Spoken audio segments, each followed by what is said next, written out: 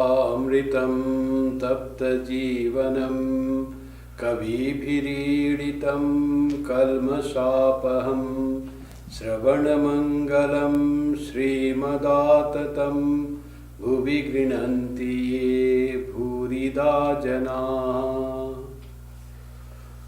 The nectar of thy words revives the scorched spirit of human beings.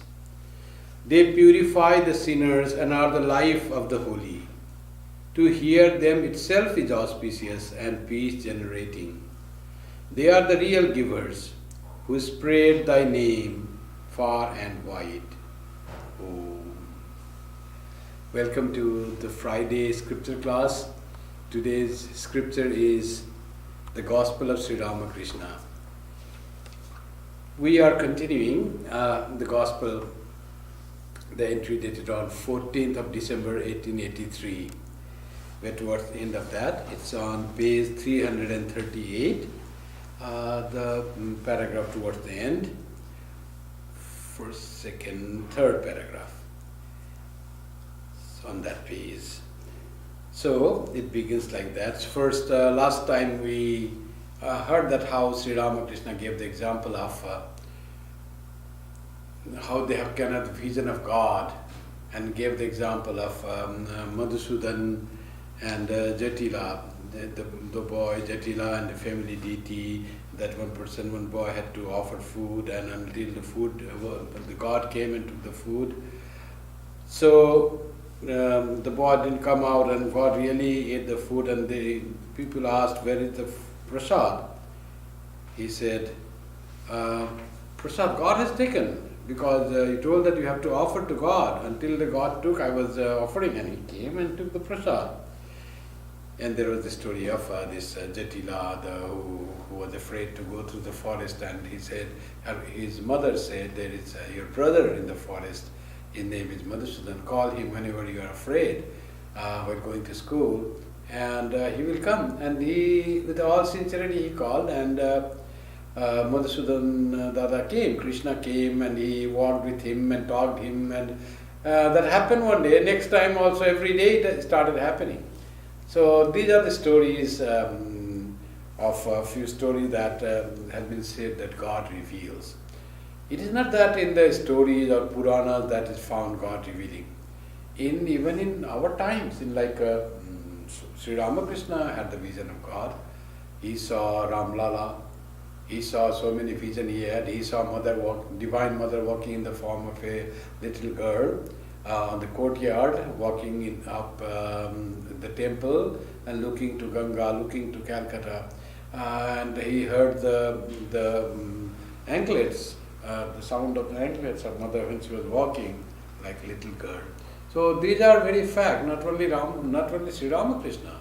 Even Jatadhari, the Ramayat Sadhu, he used to have vision of Rama. Always he was a devotee of Rama, and he used to worship baby Rama called Ram Lala.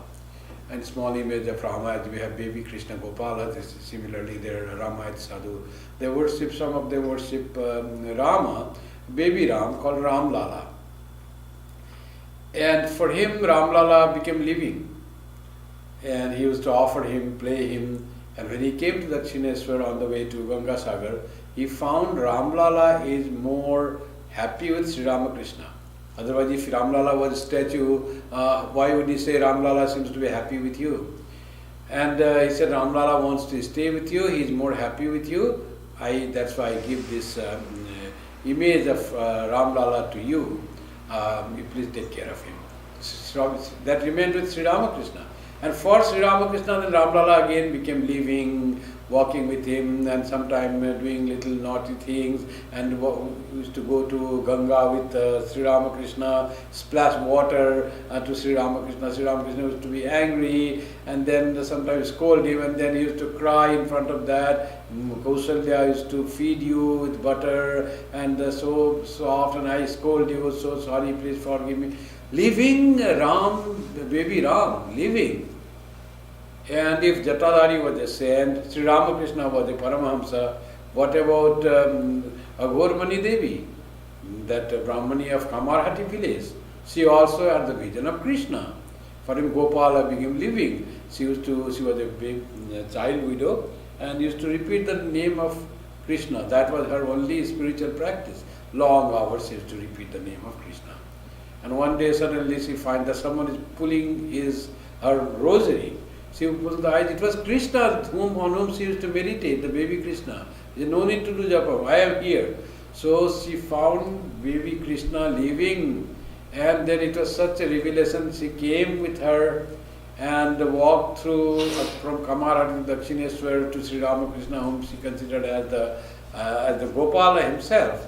And she comes to Sri Ramakrishna with all the way taking that living baby Krishna on her bosom, on her chest, carrying him as Kamarati Brahmanikam.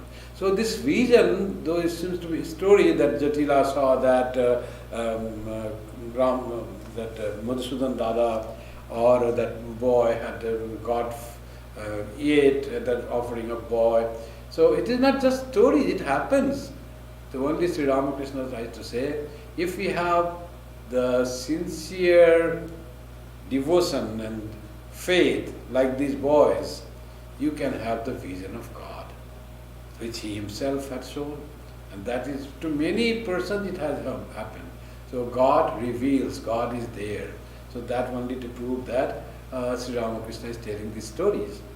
So now let us go further from today. Late in the afternoon, Sri Ramakrishna was talking to him. It is on the 14th December 1883. They were standing on the south side of the Nahabat. Since it was winter, the master was wrapped in his woolen shawl. Master, where will you sleep? In the hut? In the Panchavati? Sri Ramakrishna is suggesting. Now to say Nahabat, for the devotees, we think Nahabat is the small, very small, tiny, two-storied, one room on the ground floor, one room on the second floor, that house where Holy Mother used to stay. No doubt that is Nahabat. Similar Nahabat that was on that Holy Mother's Nahabat is on the north of Kali temple, north of the Shiva temple, or row of Shiva temple. The similar Nahabat at the equidistance is on the south of the rows of Shiva temple.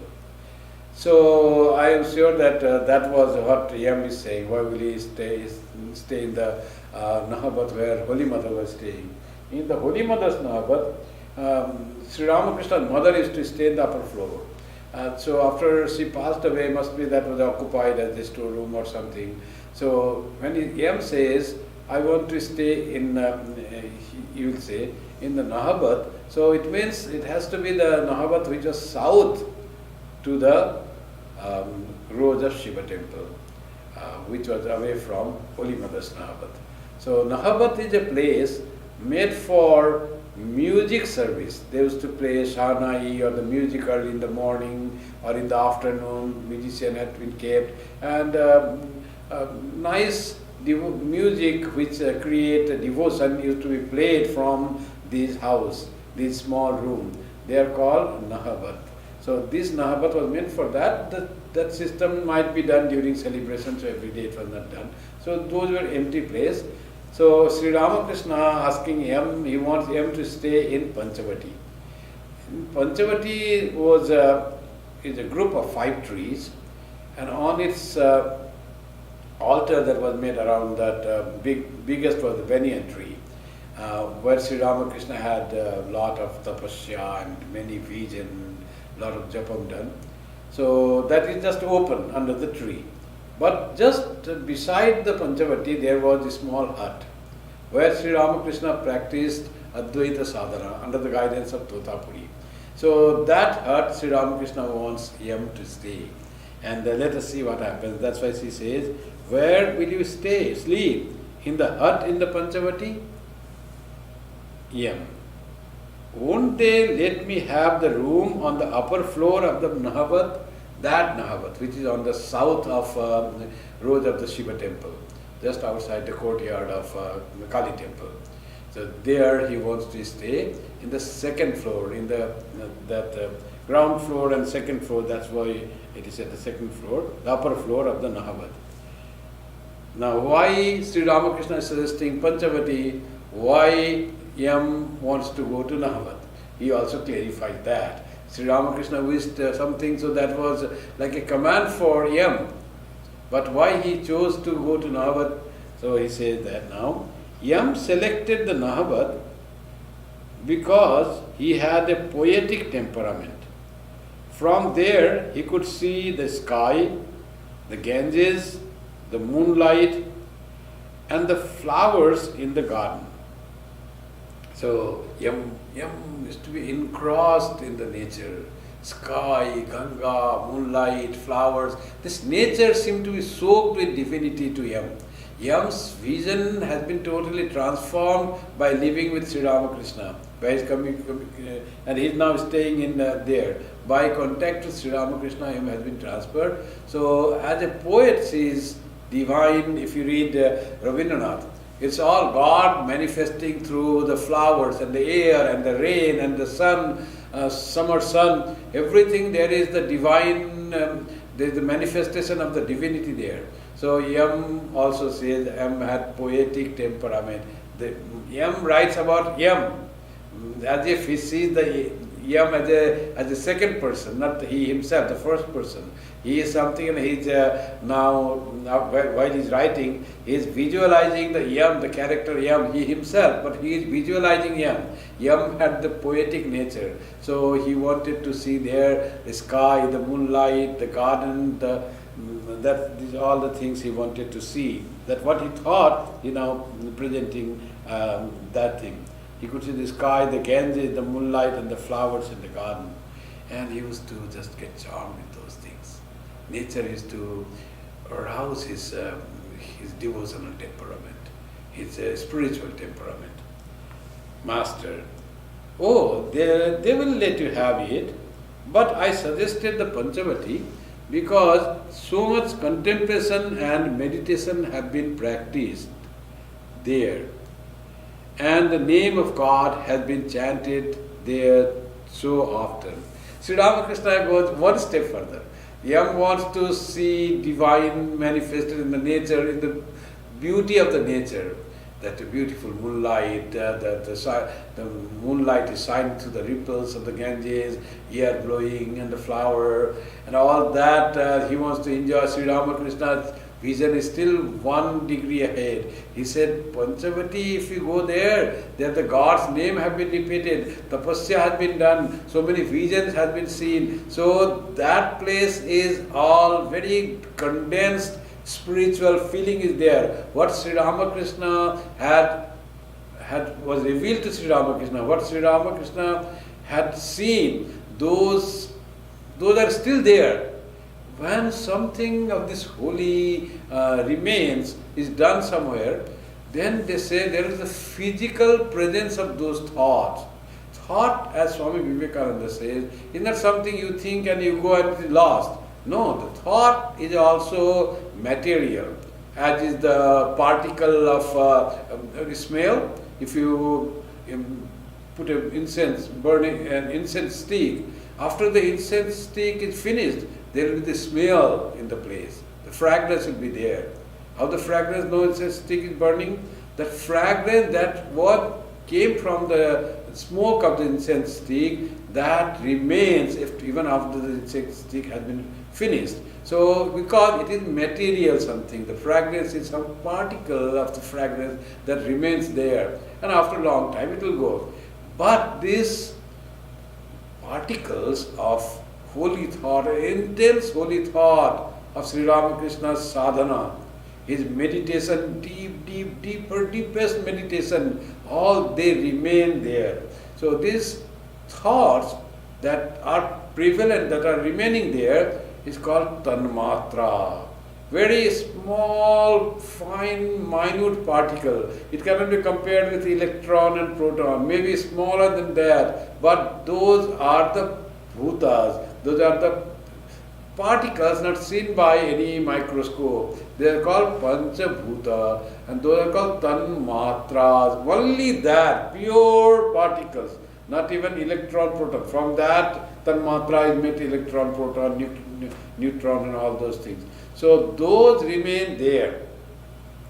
And if Yam would meditate there, then he would absorb that. One is little, have to adjust its own frequency to catch the frequency of those sadhana, those divine, this vibration, tanmatra that are still there, and then one can catch that. So Sri Ramakrishna clarified why he wanted Yam to be there. He now understands. Sri Ramakrishna totally seen the progress in the devotees. He used to keep keen eye on how devotees are progressing. So he keeps a keen eye on Yam. And he now, Sri Ramakrishna knows that now Yam is capable of absorbing those tanmatra, of those sadhana, those waves that have been created there, which are still lingering there. So Yam will be able to catch that. But Yam wanted to, that natural beauty, that was also great for him.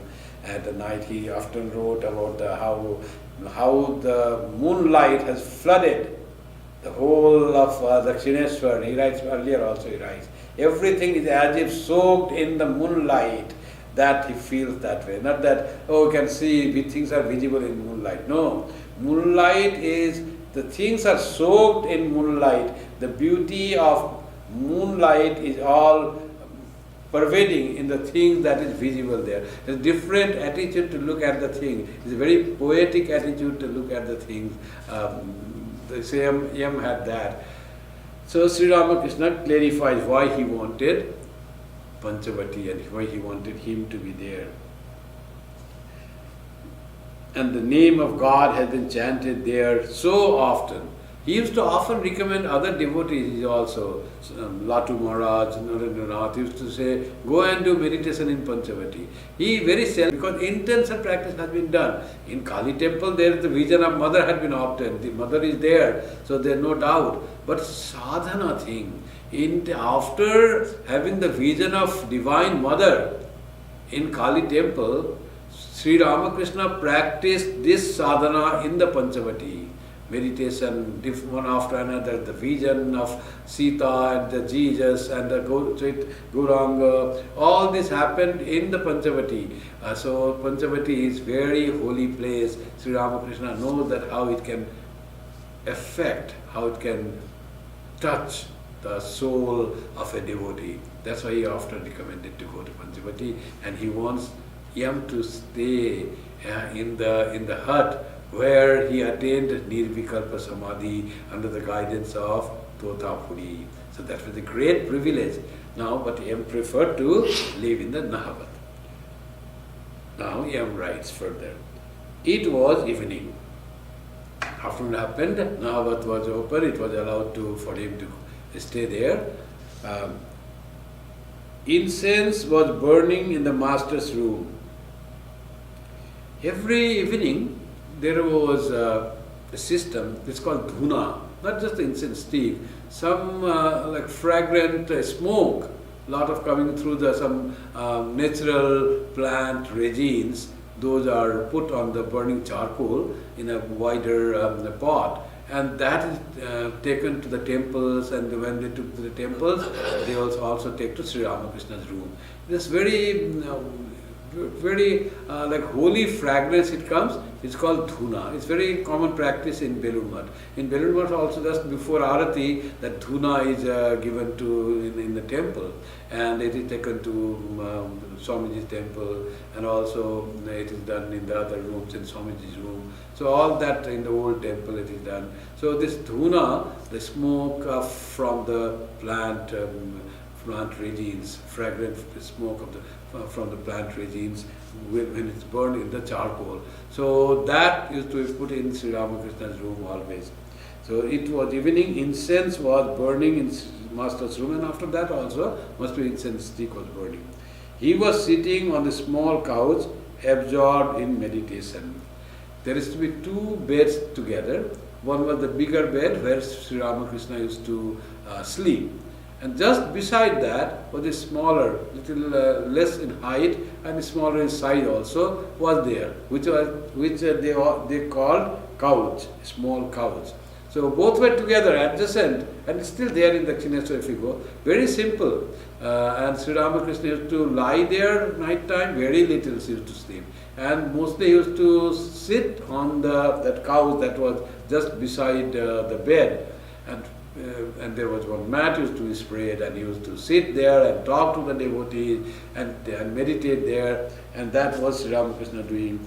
Sri Ramakrishna was on the small couch, means that is a small bed near his larger bed. Larger bed means a normal sized bed. This was a smaller bed made of wood. Absorbed in meditation, always in meditation. Yam was sitting on the floor with Rakhal, Latu and Ramlal. All were meditating.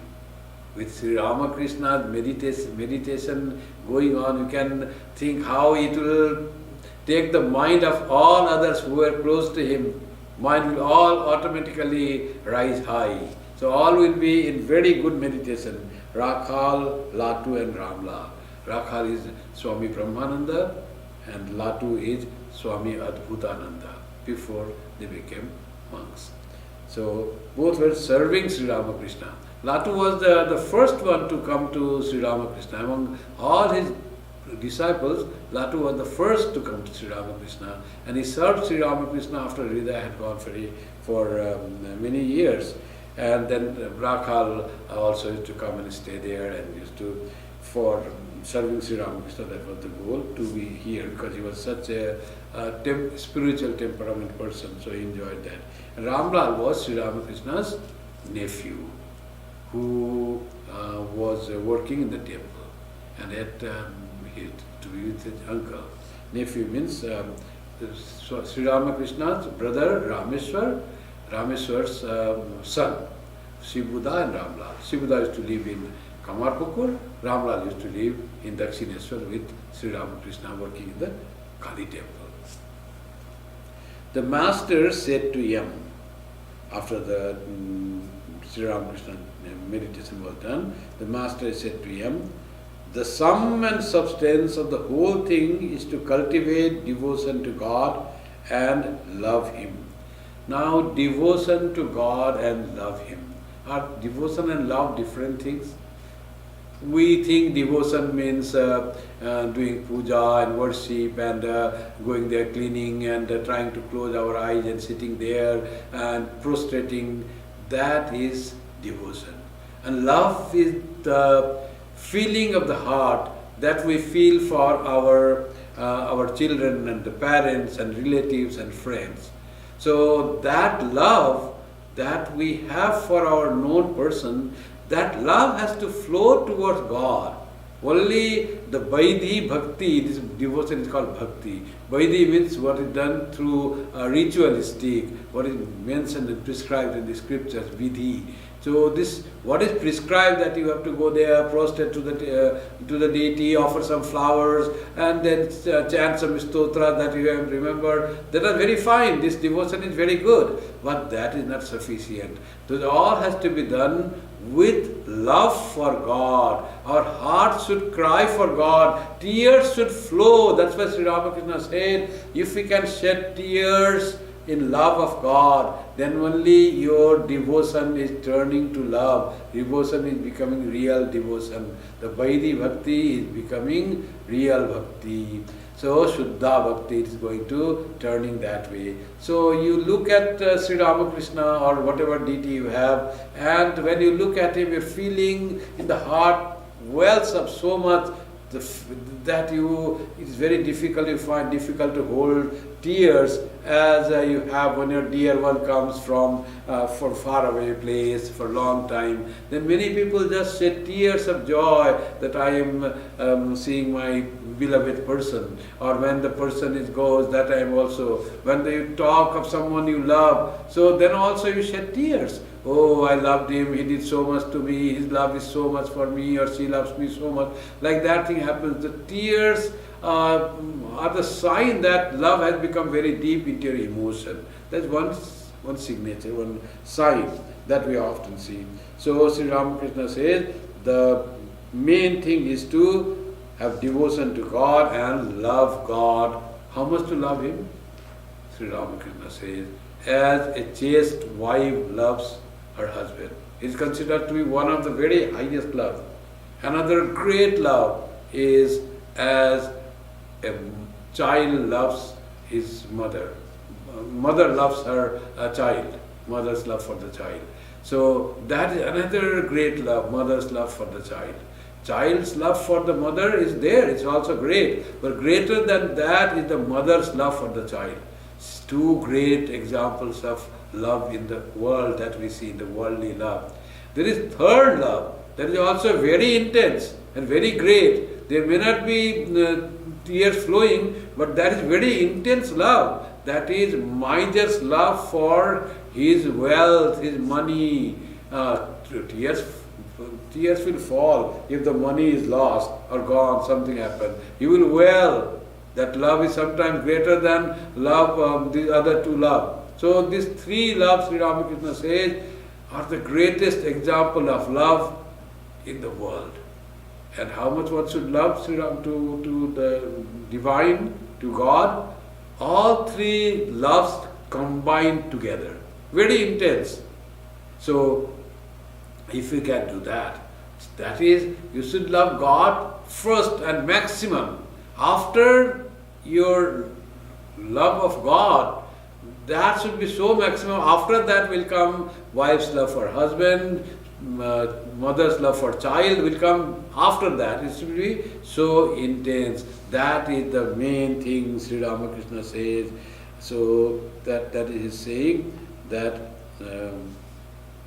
the sum and substance of the whole thing, that is all spiritual practice, purpose of life, the source of joy, and the source of everything that comes good and noble, success of becoming human being, being human being, all lies in cultivating devotion to God and loving Him. So that is the main thing. Everything is secondary. Aage Ishwar Paresha. So first God and then everything else. Not that I first, then my relative first. Not that. First God, then other relatives. I should be at the back, not at all close. But in worldly person, first comes I, then whatever they think that can give joy to that I. In that come children, family, money, house, everything comes after I. I becomes the basis, source. So that is the worldly love. But in divine love, God first. God first. And after that, all you see connected to God. God's devotees, Vaishnava Seva that he said, devotees of God come next to serve them. Because that becomes greater joy. And then relatives, seeing that they're all given by God to me, God wants me to serve them. The wife, husband, children, parents, brothers, sisters, all those because God has given them to me. So I'm so glad they are represent God's gift to me. So after that comes them. And then at the last comes, if it comes you. The more you can forget yourself and think of only God and things connected with God, the greater the joy. Forgetting ego, forgetting self gives you more joy than always pampering your ego. So that is what Sri Ramakrishna says. At Sri Ramakrishna's request, Ramlal sang a few songs. The master himself singing the first line of each. So master suggested sing this and Ramlal sang. All they knew singing. How this Ramlal learned singing, I don't think in Kamarpukur they were that great singers and all that. But coming to Dakshineshwar, I think Sri Ramakrishna is the one who sang through his devotion, through his love. Other brothers are not known to be singers, or I don't think there was culture of singing in Sri Ramakrishna's family in Kamarpukur. But Ramlal has learnt very good singing. Ramlal used to sing nicely and Sri Ramakrishna says, sing that. Not like Narendranath was adept in singing, but not that, but still devotional singing he would to do very nice, and Sri Ramakrishna used to be happy with those singing. So he asked Ramlal to sing. And what were the songs? Many songs he was singing. Sri Ramakrishna is very happy mood. Oh, what a vision I have beheld in Keshav Bharati's heart. Gora in all his matchless grace, shedding tears in 1,000 streams, like a mad elephant, he dances in ecstasy and sings, drunk with an overwhelming love. So Keshav Bharati was the sannyasa guru of our Chaitanya Mahaprabhu. So Keshav Bharati gave him sannyas. He was in intense vairagya. His vairagya coincided with love of God. His vairagya was not renouncing everything. His vairagya was holding God more dearly and most preciously. That was his vairagya. And then that vairagya, he was mad with love of Krishna.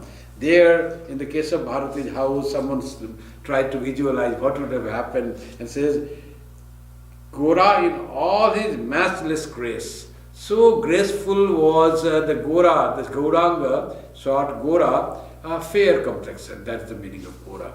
And that grace of Chaitanya Mahaprabhu in Keshav Bharati's house is incomparable. Someone must have seen in meditation that what Chaitanya Mahaprabhu was there. Shedding tears in 1,000 streams.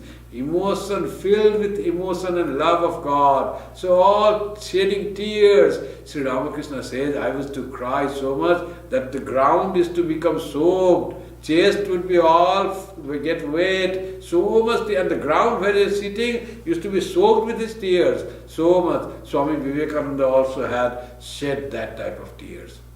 It was for the love of his country, India.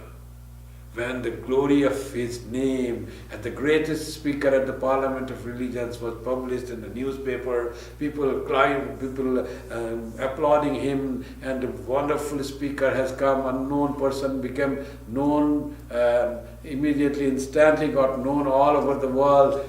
But what was his condition? He used at the end of in the evening, he used to go retire after dinner. He used to retire at home. He would not sit in the bed that was given. He used to sit on the floor and with the pillow, and used to cry so much that pillow used to get wet. For whom did he cry? He used to cry for India. So much honor for me. What does it matter?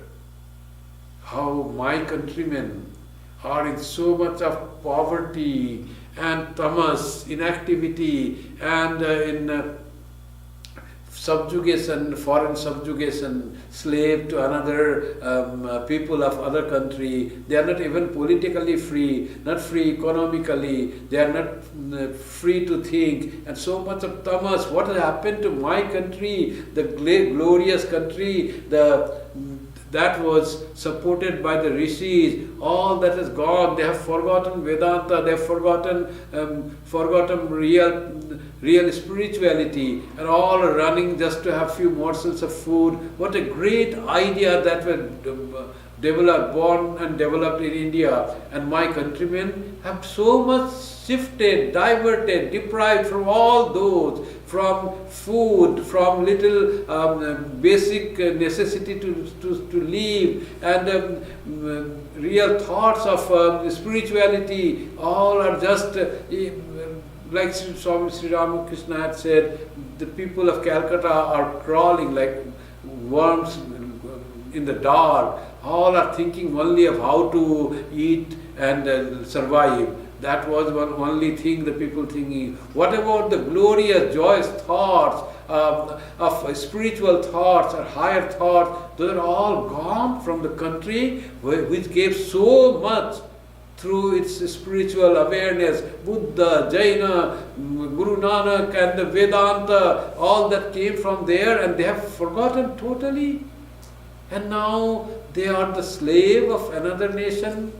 So that pained Swamiji, and he used to cry out of love for his country and his countrymen.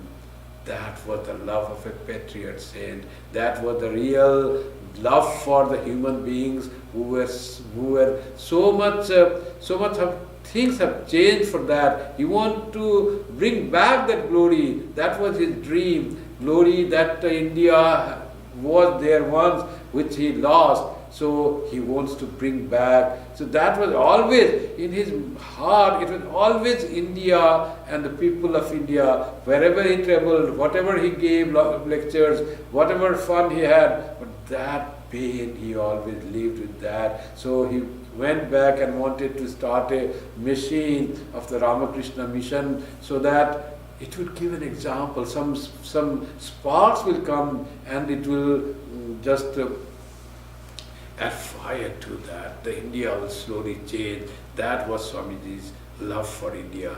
And he used to cry in that all glory. He was not at all happy for himself. What will I do with that until my countrymen are suffering through all this ignorance, tamas, poverty, foreign subjugation, all those things. So that was the love. When you have real love, then this comes. So that is how the tears was coming to Sri Ramakrishna, tears are coming to any devotee if we love to God. So if we are not able to, somewhat they are not emotional type, they are jnana margis, they may not shed tears, but any bhakti margi will have tears. So people cry when there is something very painful, something very joyous. You must have seen people, so many people crying when they get some award or reward. Suddenly it flashes, they win in Olympic, and people often become very emotional and they cry. But when we approach God, why we can't shed tears? So that means we are still to develop that emotional love, emotional attachment to God. Jnana Yoga is fine. That is also a part of sadhana. But Jnana Yoga practiced without Bhakti Yoga for the Ramakrishna devotee is not the complete sadhana. Bhakti Yoga, Jnana Yoga, Karma Yoga and Dhyana Yoga or Raja Yoga.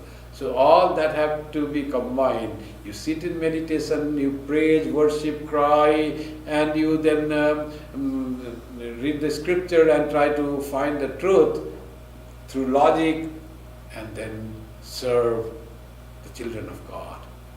So all these make the sadhana complete. So that's what Sri Ramakrishna is saying, and what Ramlal sang, they picked the scene in Keshav Bharati's house where Chaitanya Mahaprabhu was staying after his sannyas. Young, most handsome, and full of love of God, and dancing like a mad elephant. And that's how Sri Ramakrishna is also danced, like a mad elephant. So that he said. Then Ramlal sang again, though I am never loath to grant salvation, I hesitate indeed to grant pure love. Whoever wins pure love surpasses all. He is adored by men. He triumphs over the three worlds. The glory of the devotion. So it is as if Sri Krishna is saying that though I am never loath to grant salvation, I can grant emancipation. Mukti dite kator noi, bhakti dite kator hoi. I don't want to give devotion. That is so precious to me. I choose very selected people whom I give this feeling of real love of God. It is very for the chosen few. Emancipation, salvation, that will be given to many. Those who try and those who little do practice and shastra have made mind purified at the time, if not during Jivan Mukti, then their Videha Mukti is secured. At the time of death, I will come, I will give them Mukti. But Bhakti, while we are living, it is only for chosen few. This Bhakti is the true Bhakti, true love. That Sri Krishna says, it is so rare. And what happens by having, if one has that type of Bhakti, whoever wins pure love surpasses all. He becomes the best of human beings, surpasses all. He is adored by men. Not only that he surpasses all in the glory, but he is adored by men. If one sees such devotion, he is adored, people respect. So such people don't want any respect, but that automatically comes if someone, this is the glorified bhakta. Some people are there, wants to be famous. So how to become famous? You have a very good job, powerful man, or earn lot of money. People think that way, by that they will become famous. To have fame, that is the very desire of every person. Wants to be rich and have a huge house and a nice car. More than driving the car, he wants to show the car to other person, wants to be famous. Who is this car? Is this yellow Lamborghini? So people will say, and he says, oh, people are looking at it. He will drive it, see on the road, also have his eyes looking at the people, whether people are looking at my Lamborghini or not. So when he sees people are having eyes and their people's face are the charm, then he feels so glorious. This glory, this yasa, that is human being desires that. And Sri Krishna says, you don't have to do that. If you don't have money, if you don't have so much intellect, don't have so much power and control over human beings, no much followers, if you can have true devotion, that will be creating greater adoration, and even after you die, then also you will be adored. So that is for the people to say the glory of bhakti. Not any devotee of this degree ever wants any glory or any adoration from anyone. That is very far low thing to get adoration. They have risen so high in love of God. They don't care for the world at all. Anybody adoring or criticizing or saying something ill does not matter at all to such devotees of God, whom Sri Krishna has given bhakti. That rare thing, that precious thing he gives, may you be Chaitanya Hok, may you be spiritually awakened. That is what bhakti Sri Ramakrishna was giving on 1st of January. This bhakti, which Sri Krishna says, I go to give to very selected. Sri Ramakrishna comes and says, come here, and touches someone's chest and someone's hand, and all are having spiritual exuberance in their feeling that he is giving bhakti to everyone. May you all be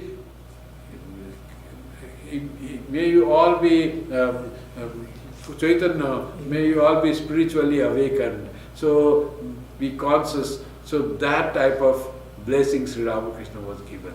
He had said, when I break the pot in the marketplace and people see what's inside the pot, then know that it is my end is coming. My Leela will be end. That is what the breaking of pot. Hate Hari Bhaga is the thing. Heart means marketplace, Hari is something, you break it and reveal what is inside. So all that was inside, it is, and not only revealing, it's for the giving to the people without any restriction, any consideration, ahaituki bhakti, without any purpose, any condition, unconditional distribution of bhakti that is started. And what he had said, and it was coming at Kashipur, now the curtain was going to fall on this glorious Leela. It's so short, only 50 years. Buddha lived for 80 years, Krishna lived for more than that, they say. And Sri Ramakrishna only 50 years. Curtain fell so quickly in Sri Ramakrishna's Leela. And what Sri Ramakrishna, this thing was there, we don't know. We know only of the Gita that Sri Krishna taught. And the Gita is wonderful scripture. All is the briefing of Upanishad. There are so many things that are so rational, logical, the way how we proceed in the spiritual life. But Sri Ramakrishna's words are like the sweet bread that he says. Sweet bread you eat, however you eat, it is so sweet. However, from the end, from the beginning, from the side, it's all sweet. that is the Kathamrita. If his life was longer, there will be many more volumes of the Kathamrita. If Yam used to come every day, how many volumes would be there? Maybe there would be repetition. But when you read Sri Ramakrishna's word, it is not repetition. However you eat, you always enjoy the sweetness of his words. Tava Kathamritam Tapta Jivinam. It is a Kavi Virigitam, it's adored by the voice, and it is removes the affliction of the common people. So it is so sweet and it is joyful. It not only removes our suffering of the world, worldly suffering, but it's very joyful. So that was Sri Ramakrishna's words, but he came for short time. It is very short and extremely sweet life, that in that life of 50 years, he practiced, then he gave this thing, whatever we have, it is so precious, so sweet, that the more we read, more we dive into Kathamrita, more we find joy. It is more than a guidance for sadhana. It is a pool of nectar. You dive deep, and it is so beautiful, sweet, joy-giving. Immediately it makes you joyful. That is the power of Kathamrita. Only we need to dive to it, and Sri Ramakrishna did it for such a short time. But still we got it, the real words of God. It is said, Gita is a Upanishad, Brahma Shastra, and Yoga Shastra and Brahma Vidya. That's what is said about the Gita. It is Yoga Shastra, how you should practice Dharma. You remember me always, you do pranayama, you sit and asana. All these things are there. But the sweetness that Kathamrita have, that you won't find anywhere else. Kathamrita is all, you get all those sadhana and all those dhyana thing, instructions, all bhakti, how to have, but also it is very sweet words of an incarnation of God, greatest incarnation of God, as Swami Vivekananda said. Nowhere before the words were recorded in such purity. So that was here. The words exact that came from Sri Ramakrishna's mouth, from his lips, fell from Sri Ramakrishna. That Yam recorded that, and that is the Gospel of Sri Ramakrishna. Amrita. Amrita means very elixir, that is Amrita. That gives you immortality. Immortality is joy. So that was one song, and the Yam, Sri Krishna saying, it is, I really give this bhakti dite katar koi. I restrict giving devotion to everyone. Sri Ramakrishna said to Ramlal, sing that one, Gaur and Nitai, ye blessed brothers. Ramlal began the song, and the master joined him. Both sang. Master Ramlal was singing, and Sri Ramakrishna was also joining him. So what the song was, it's a long song. Gaur and Nitai, ye blessed brothers, I have heard how kind you are, and therefore I have come to you. When I visited Benares, Shiva, Lord of Kashi, told me of the Parabrahman's birth as man in Mother Sachi's home. O Brahman, thee I recognize, many a sadhu have I seen, but never one so kind as you. This song, some poet has written, must be after Chaitanya Mahaprabhu, but the poet imagines that someone who came to see Chaitanya Mahaprabhu in Navadvip at Mother Sachi's house, and he meets these two brothers,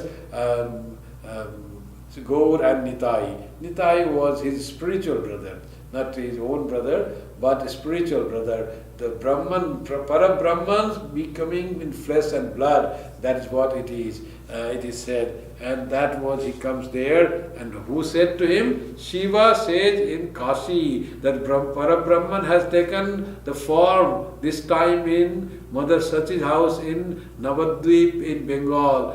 Go and see him. The two brothers are there manifesting the manifestation of the Supreme Brahman.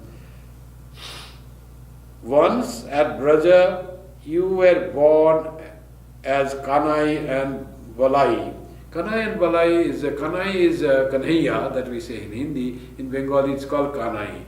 From Krishna. So Krishna, the Brahman was born as Krishna. Once you, O Gaur and Nitai, were born as Kanai and Balai. Balai is also very Bengali term for Balabhadra. The making very lovely sound. The nickname, the calling name, Balai for Balabhadra. So once you were Krishna and Balabhadra, now you have become Gaur and Nitai, Gauranga and Nitai, Chaitanya Mahaprabhu and Nityananda Mahaprabhu. It is the same Para-Brahman that has come. I got this information from none other than Shiva. Shiva said to me, if you want to meet God, meet Para-Brahman, which is cannot be seen, cannot be heard, cannot be touched. But if you go to Navadvip, you will find Para-Brahman in human form.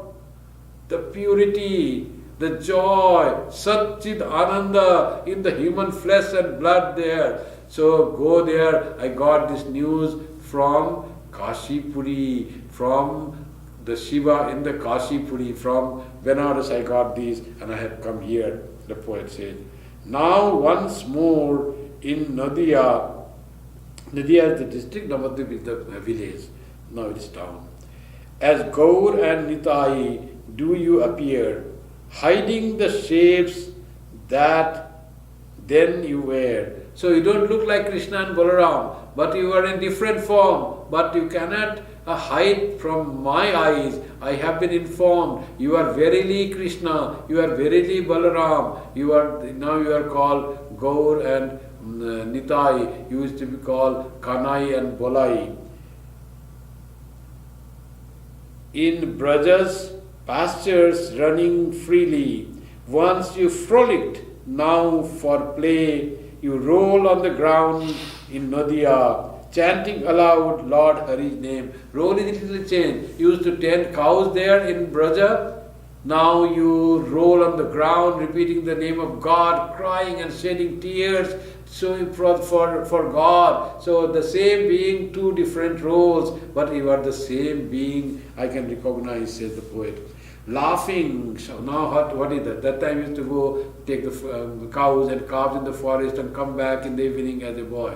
Now what Gaur and Nitai is doing? The same Krishna and Balaram in the form of Gaur and Nitai, now rolling on the ground, laughing, shouting. Once you played at Braja with your cowherd friends, and now you chant Lord Hari's name, comparing Krishna and Balaram with Gaur and Nitai. O Gaur, how cleverly you hide the dark blue form you wore at Braja, but your slanting eyes betray you. Your form, your beauty, your charm is same. That time it was dark blue was your skin color. Now it is fair complexion like the molten gold. But you cannot hide from me. I can recognize your beautiful eyes, Kamala Nayana, the lotus eyes, that we cannot hide. That betrays your hiding. That's why it says, so we see how the poet is describing beautifully. Through the blessing of your name, the sinner is set free, they say, and so my soul is filled with hope. So I am a sinner, I have not been able to love you so much, but when you look at someone, through your glance, through your blessing, sinner is set free. So I have that hope that with your vision, with your glance of your eyes, my all sin will go and I will become purified in heart. That's what poet is saying. Now with eager heart I hasten to your feet. Lord, I implore you, keep me safe within their shadow. There is shadow of your feet. Close to your feet, close to yourself. Please keep me. I don't want to go away from you. Keeping close to your feet means, may my mind always dwell at your feet. May my mind always think of you. That is being at the shadow of the feet of God. So that's what the poet says. You redeemed Jagai and Madhai, wretched sinners though they were. I pray you, do the same for me.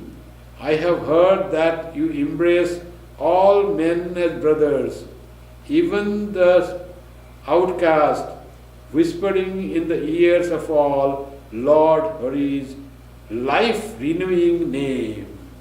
That's what the devotee is saying. I want to be close to you. Tell in my ears the name of Lord Hari. When it comes through you, it becomes all powerful to redeem me, to emancipate me, to make me devotee, to remove all the impurity of my heart. But it has to come from you, because when you said to Jagai and Madhai, we are such sinners and ruffians, but when they heard the name from you, they become the devotee, they become your followers. All their impurities were all gone by your grace. Lord, I am also seeker like that. You have done that way. Like the story is when Ramachandra was going to cross Ganga, and there the Guhaka, who has arranged the boat, the king of the local chieftain, we call king, who is to take care of the crossing people and like that. He said to Rama, I will not let you go to my boat without washing your feet. Rama said, you don't wash feet of everyone. No, but I have to wash your feet. There is one danger if I don't wash your feet. So what danger? Oh, I have heard. Your dust of your feet touches stone and it becomes human being. If my boat becomes human being and goes away, then how will I earn money? My livelihood depends on my boat to ferry the people across the river Ganga. So I have to wash your feet, clean off all the dust. So my boat remains boat. I don't want it to change to a human being, because you dust of your feet are so holy and so dangerous that if it turns stone into human beings. That had happened to Ahalyabai. Bhakta Ahalyabai had a curse of her husband, and she said, you will become a stone. And in the stone was the soul of Ahalyabai. Ahalyabai said, but I didn't commit any mistake. Oh, I'm sorry, but that has escaped my mouth. You have to be there. So what about my salvation? How long I have to be stoned? He said, in some Treta Yuga, God will assume the form of Rama and he will travel to the forest, and when he comes to the forest, he will walk upon you, set your foot upon the stone unknowingly, and when he touches you, when the dust of his feet touches you, it falls on you, you will then become freed from the bondage of stone, and he will emerge as the human being. And that had happened. That was a miracle. And the Guhaka says, it will happen. You did once that, you may do that here. That was just a fun. He was saying, he actually wanted to wash the feet of Rama, because he knew Rama is God. So Guhaka was friend, you knew the greatness of Rama. So he just wants to wash the feet. Rama will not allow his friend. He says, no, I have to wash. And not that someone will ask, no, I will wash your feet to become sure that there is no dust there, so that my boat is safe. If someone washes, some dust remains, so I will wash it nicely.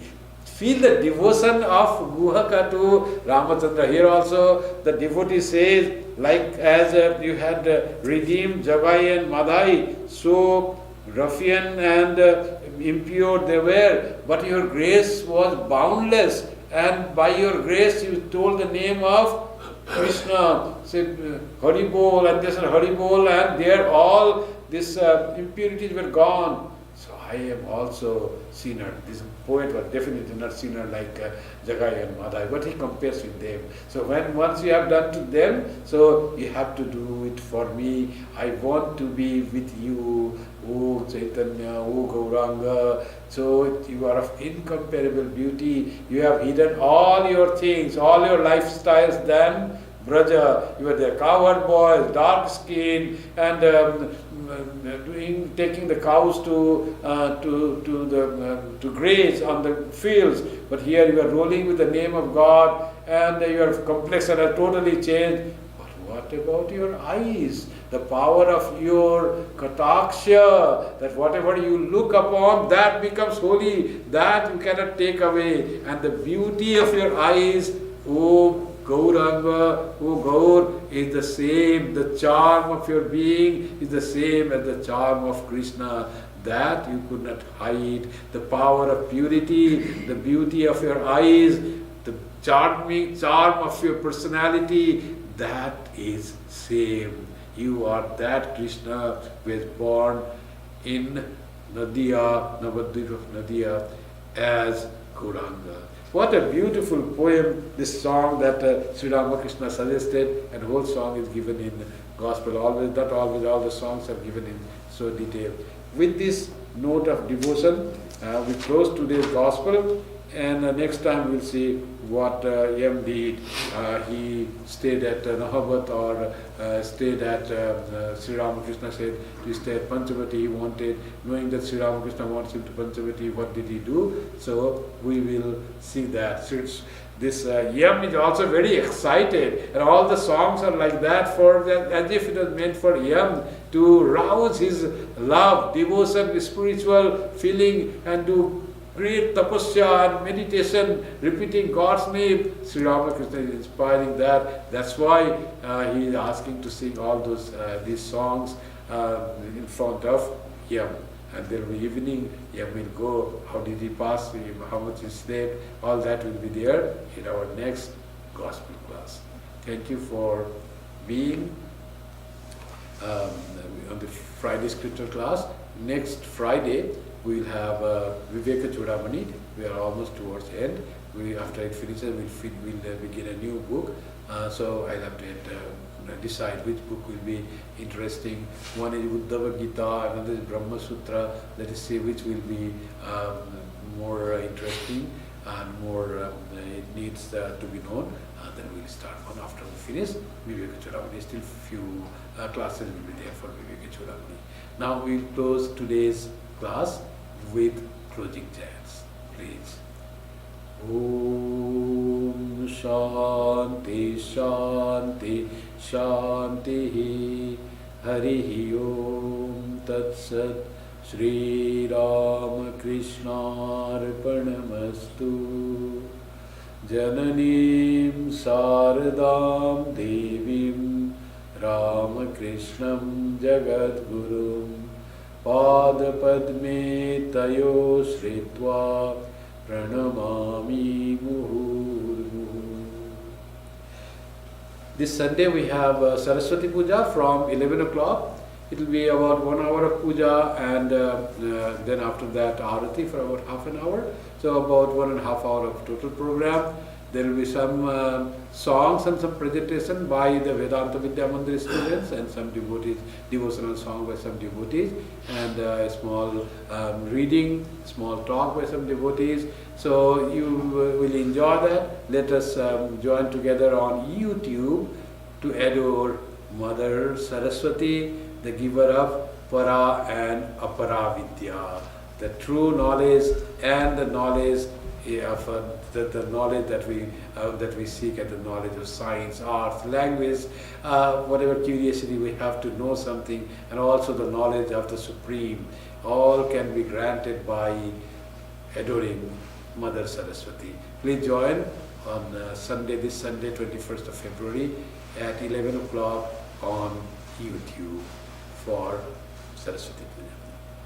Now I'll say good night to you, and thank you very much for attending the class online. Bye.